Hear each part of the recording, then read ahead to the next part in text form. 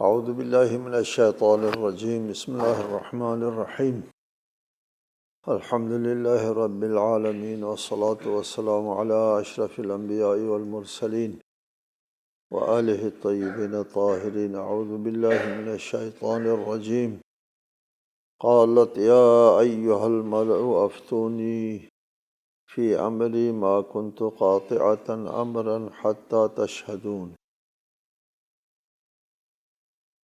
ملکہ نے کہا، اے اہل دربار، میرے اس معاملے میں مجھے رائے دو، میں تمہاری غیر موجودگی میں کسی معاملے کا فیصلہ نہیں کیا کرتی۔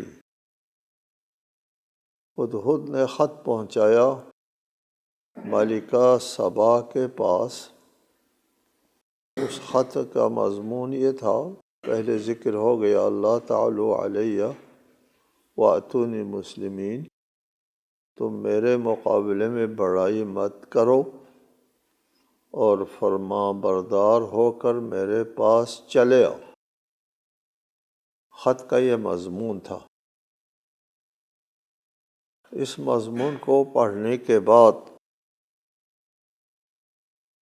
ملکہ اپنے درباریوں کو صورتحال سے آگاہ کر دیتی ہے، اور ایک بیرونی حملے کا جو خطرہ لاحق ہوا ہے اس خط سے،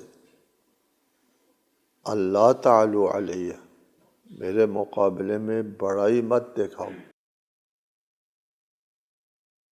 یہ خط جو ہے وہ ایک حملے کا اشارہ ہے۔ وہ حملے کا خطرہ بھی کس سے ہے؟ اس وقت کے زمانے کے سب سے بڑی حکومت کی طرف سے، حضرت سلیمان کی حکومت ہے، اس کی طرف سے جب یہ بہت خطرہ جو ہے سامنے آیا تو اپنے درباریوں سے مشورہ کیا۔ مشورے میں ملکہ نے کہا، ما کنت قاطعتا امرا حتی تشہدون، تمہاری غیر موجودگی میں، تو یعنی تم سے رائے لیے بغیر میں خود سے فیصلہ نہیں کیا کرتی۔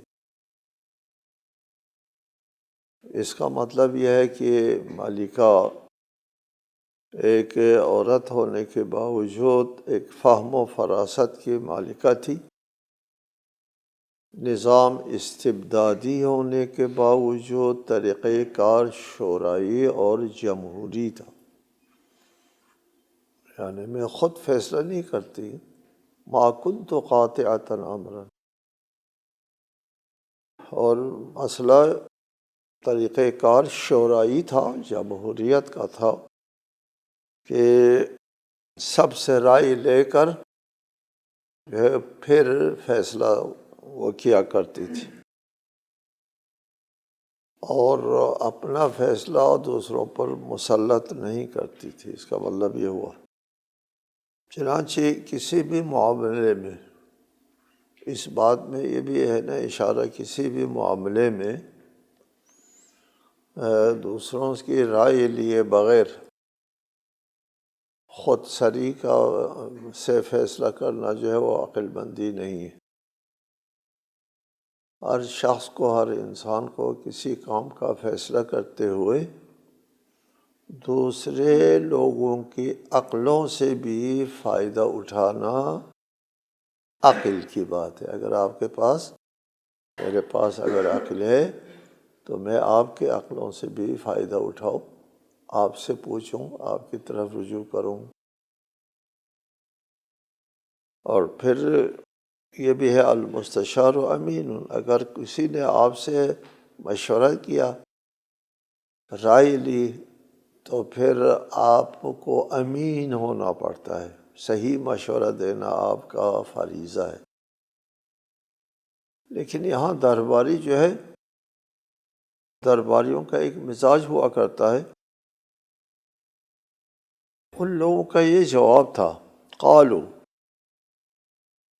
نحن اولو قوة واولو بأس شدید والامر الیک فانظری ماذا تأمرین۔ درباریوں نے کہا ہم طاقتور اور شدید جنگجو ہیں، تاہم فیصلہ آپ کے ہاتھ میں ہے، آپ دیکھ لیں آپ کو کیا حکم کرنا چاہیے۔ درباریوں نے اس متوقع جنگ کے بارے میں دو اہم چیزوں کا ذکر کیا۔ ایک تو کہا کہ نحن اولو قوت، ہم ایک طاقتور قوم ہیں، اپنی طاقت کا اظہار کیا۔ اور دوسری بات انہوں نے یہ کی کہ ہم جنگجو قوم ہیں، جنگی مہارت رکھتے ہیں۔ ایک تو ہمارے پاس طاقت ہے،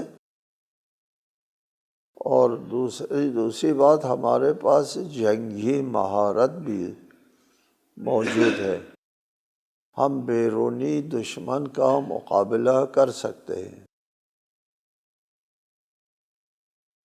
یہ درباریوں کا ہمیشہ یہ مزاج ہوا کرتا ہے کہ وہ اپنی رعونت کا مظاہرہ کرتا ہے، اور یہ جو اقتدار میں اور کرسی کے اوپر ہوتے ہیں ان کو حقائق بہت کم نظر آتے ہیں۔ کرسی جو ہے وہ کرسی اور اقتدار ایک قسم کی مستی ہے۔ حدیث میں ہے چند چیزیں ہیں اس کے اندر ایک قسم کی مستی ہوتی ہے، انسان کو عقل سے کام لینے کا موقع کم ملتا ہے۔ ایک تو جوانی ہے، جوانی کی مستی، اور ایک مال و دولت کی مستی، اور تیسری چیز کرسی اور اقتدار کی مستی، چوتھی چیز تعریفوں کی مستی۔ اگر تعریف کرے آپ کی کوئی تو آپ بہت غلط فہمی میں چلے جائیں گے، اچھا میں بہت بڑی چیز ہوں۔ اس لیے تعریف کرنا کسی کی، وہ کہتے ہیں من مدحک فقد ذبحک، اگر کسی نے آپ کی مدح کی تو آپ کو ذبح کر دیا، اس نے آپ کو غلط فہمی میں ڈال دیا، آپ کو اپنی شخصیت اپنے حدود سے باہر نکال دیا۔ اور انسان اگر ہوش مند نہیں ہے تو وہ دوسروں کی تعریفوں کی زد میں آتا ہے اور اپنے آپ کو بہت، یہ درباری والے جو ہے یہ اقتدار اور کرسی کی مستی میں، اور ان کو حقائق جو ہے وہ بہت کم نظر آیا کرتے ہیں۔ اور ساتھ ساتھ ان لوگوں نے یہ بھی خیال رکھا کہ درباری جو ہے عموماً مرد ہے، اور سوال کرنے والی جو ہے وہ عورت ہے، ملکہ ہے۔ وہ عورت جو ہے وہ جنگجو نہیں ہوتی، صلح پسند ہوتی ہے، اس کا بھی خیال رکھا، اور اپنے اقتدار اور کرسی کی رعونت کا بھی اظہار کیا، اور ساتھ ساتھ ملکہ کے نسوانی مزاج کا بھی خیال رکھ کر کے کہا والامر الیک، پھر آخر میں معاملہ تو آپ کے ہاتھ میں ہے، فانظری ماذا تأمرین، تو آپ خود دیکھ لیں کہ آپ کو کیا کرنا چاہیے۔ یہ بھی ایک مزاج شناسی کا ہے، مظاہرہ ہے درباریوں کی طرف سے، کہ وہ اپنے رعونت کے اوپر ڈٹ نہیں گئے، اور نہیں کہا ہم کو اجازت دے دے ہم لڑیں گے اور ہم دشمن کو تہہ نس کر دیں گے۔ عموماً ایسے ہی ہوتا ہے، آپ ہم کو اجازت دے دے، نہیں کہا پھر فیصلہ آپ خود کریں۔ قالت ان الملوک اذا دخلوا قریة افسدوها وجعلوا اعزة اہلها اذلة وکذلک یفعلون۔ ملکہ نے کہا بادشاہ جب کسی بستی میں داخل ہوتے ہیں تو اسے تباہ کرتے ہیں اور اس کے عزت داروں کو ذلیل کرتے ہیں، اور یہ لوگ بھی اسی طرح کریں گے ہمارے ساتھ، لہٰذا ہم کو لڑنا نہیں چاہیے، جنگ نہیں کرنا چاہیے ان کے ساتھ۔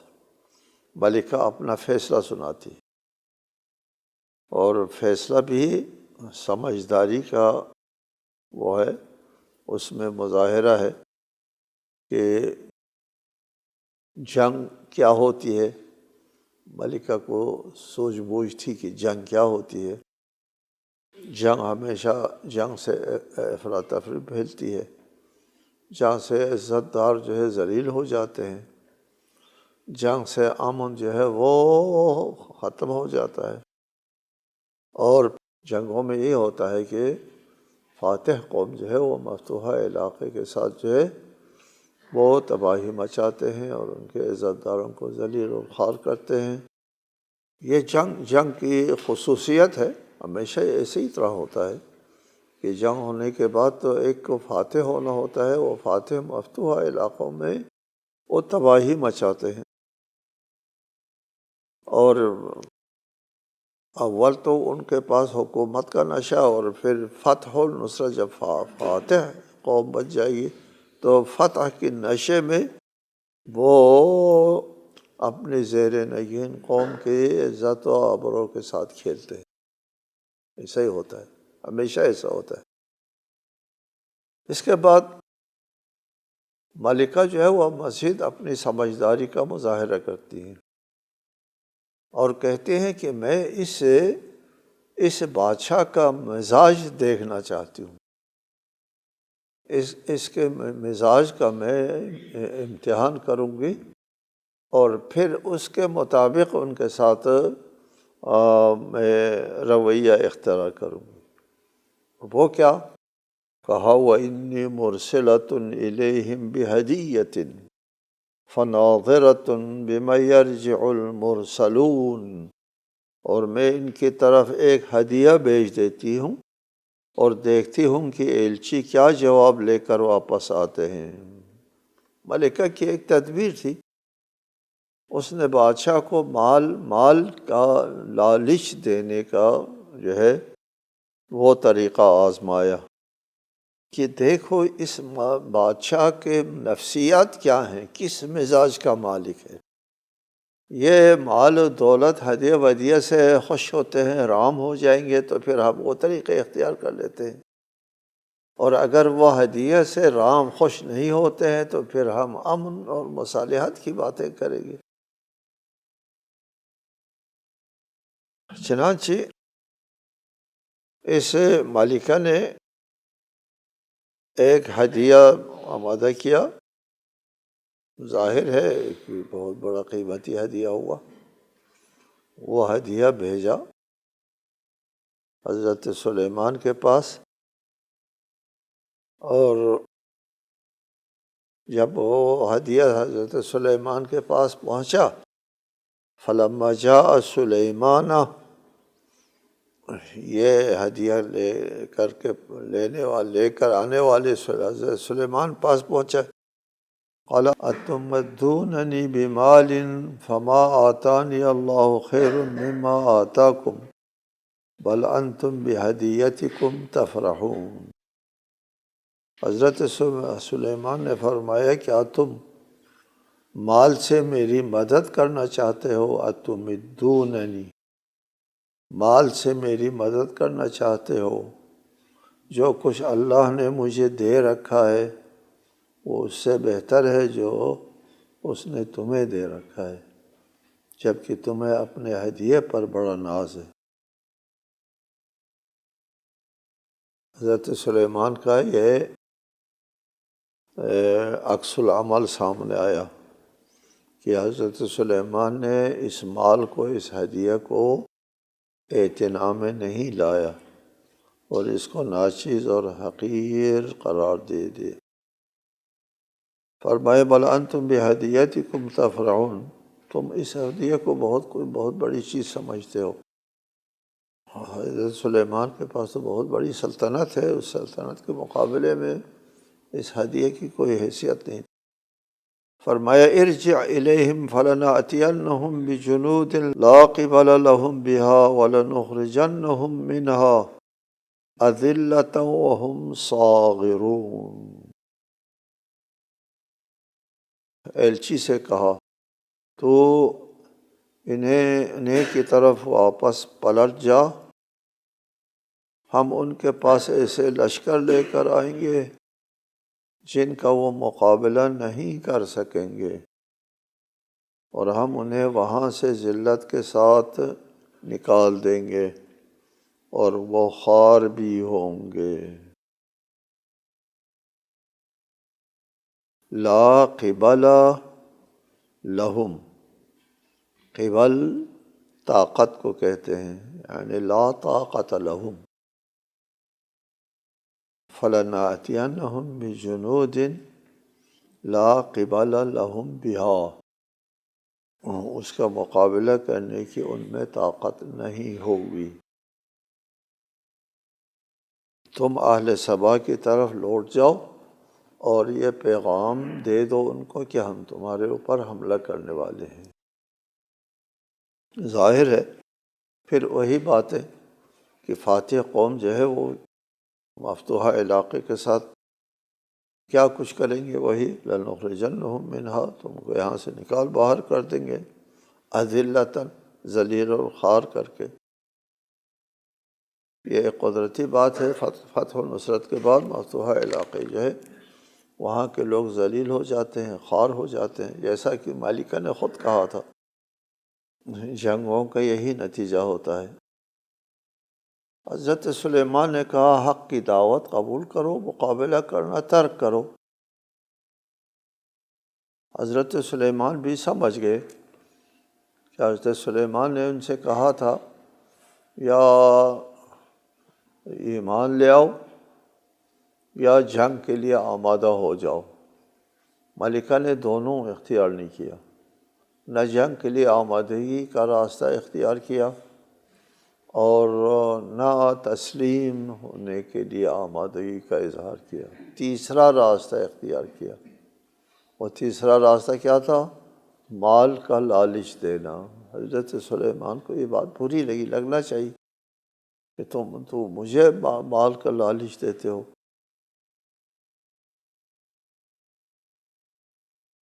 اس وجہ سے یہ تہدید آمیز جواب جو ہے وہ دے دیا، مال کے لالچ دینے کی وجہ سے۔ چنانچہ قرآن کا طریقہ یہی ہے کہ کسی واقعے کو بیان کرتا ہے تو پھر درمیان میں بہت سی باتیں جو ہے وہ چھوڑ دیتا ہے کہ وہ خود انسان اور سننے والا خود سمجھتا ہے۔ یہاں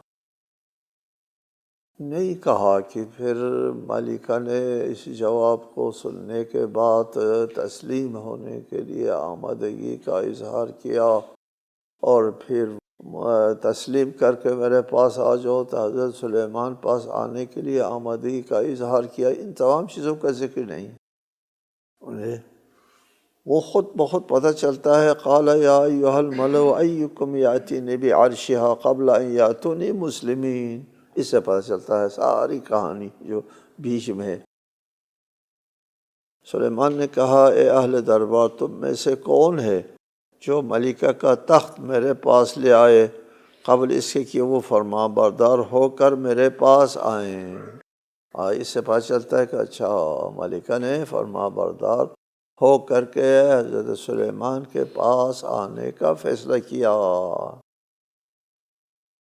اور اس فیصلے کے بعد یہ فیصلہ حضرت سلیمان کے پاس پہنچتا ہے، اور حضرت سلیمان فرماتے ہیں کہ کون ہے اس ملکہ سبا کا تخت جو ہے وہ میرے پاس لے آئے خود اس کے یہاں پہنچنے سے پہلے۔ کہ ظاہر حضرت سلیمان نے یہی چاہا کہ وہ ملکہ جب تسلیم کر کے ہمارے پاس آ جائے گی تو اس کو پتہ چل جائے کہ ہماری طاقت جو ہے وہ کیا ہے، اس کو اندازہ ہونا چاہیے۔ ایسا لگتا ہے یہ تخت جو ہے ملک سبا سے، یہ فلسطین کا علاقہ تھا، یروشلم کہتے ہیں آج کل، اور یروشلم سبا سے یروشلم کو یہ تخت لانے کا مسئلہ تھا، اور وہ ظاہر ہے کہ وہ ہو سکتا ہے کہ ملکہ راستے میں ہے، یا اس کے آنے کے قبل ان یاتونی مسلمین سے پتہ چلتا ہے کہ وہ راستے میں ہے، اور ہو سکتا ہے یہ بھی خیال ہو کہ میں جب جاؤں گی وہاں پر میں ملکہ ہوں تو سلیمان جو ہے وہ میرے لیے تخت فراہم نہیں کرے گی، اور میرا پتہ نہیں وہاں کیا حشر ہوگا وغیرہ، اس لیے حضرت سلیمان نے کہا ہوگا کہ اس کا تخت ادھر پہنچا دو، ان کے آنے سے پہلے اس کا تخت ادھر دے دو۔ قال عفریت من الجن انا آتیک بہ قبل ان تقوم من مقامک وانی علیہ لقوی امین، جنوں میں سے ایک عیار نے کہا، قال عفریت من الجن، جنوں میں سے ایک عفریت، عیار کو کہتے ہیں، عیار اور چالاک جن نے کہا میں اسے آپ کے پاس حاضر کر دیتا ہوں قبل اس کے کہ آپ اپنی جگہ سے اٹھیں، اور میں یہ کام انجام دینے کی طاقت رکھتا ہوں، امین بھی ہوں، لقوی امین۔ اب یہاں بیت المقدس ملک سبا کا فاصلہ جو ہے وہ 1500 میل سے کم نہ تھا، ملک سبا سے فلسطین 1500 میل کا فاصلہ ہے، 1500 میل سے اس تخت کو اٹھا کر کے لانے کے لیے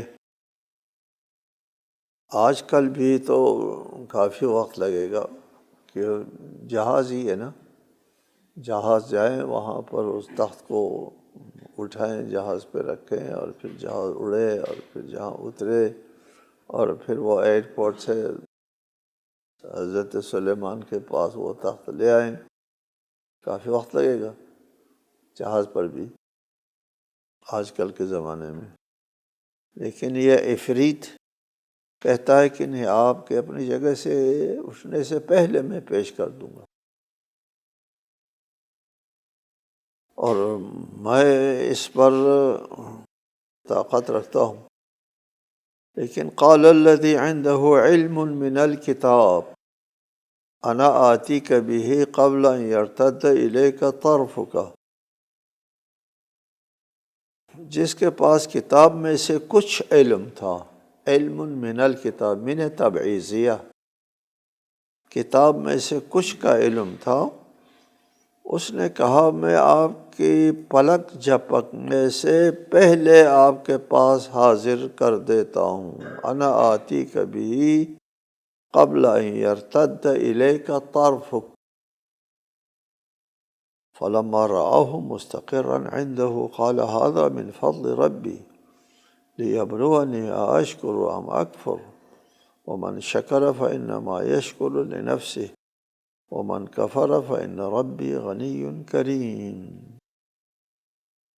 اس نے کہا میں آپ کے پلک جھپکنے سے پہلے اسے آپ کے پاس حاضر کر دیتا ہوں۔ جب سلیمان نے تخت کو اپنے پاس نصب شدہ دیکھا تو کہا یہ میرے پروردگار کا فضل ہے، تاکہ وہ مجھے آزمائے کہ میں شکر کرتا ہوں یا کفران نعمت کرتا ہوں، اور جو کوئی شکر کرتا ہے وہ خود اپنے فائدے کے لیے شکر کرتا ہے، اور جو ناشکری کرتا ہے تو میرا پروردگار یقیناً بے نیاز اور صاحب کرم ہے۔ چنانچہ وہ جس کے پاس علم من الکتاب تھا،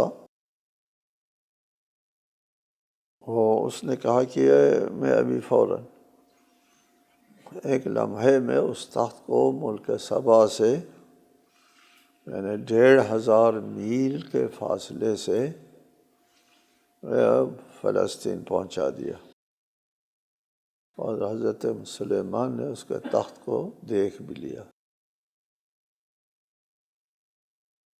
یہاں پہ یہ سوال اٹھایا جاتا ہے کہ انسان کے پلک جھپکنے کی دیر میں کیسے ممکن ہوا کہ 1500 میل کے فاصلے سے یہ تخت جو ہے وہاں سے ادھر کس طرح ممکن ہوا، کیسے ہوتا ہے؟ یہ لوگوں کو سمجھ میں نہیں بات آتی، اور سمجھ میں بات نہ آنے کی وجہ سے وہ اس کی تاویل اور توجیہ میں لگ جاتے ہیں۔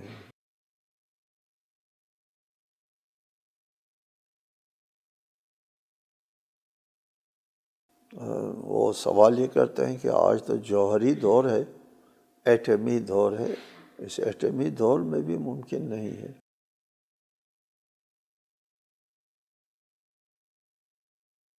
ہم جواب دیتے ہیں کہ اس سوال کے جواب میں پہلے بھی کہا تھا آپ سے، ہم توجیہ نہیں کرتے، تاویل نہیں کرتے۔ انبیاء علیہ السلام کے معجزات کے بارے میں ہم کسی توجیہ اور تاویل کے قائل نہیں ہیں۔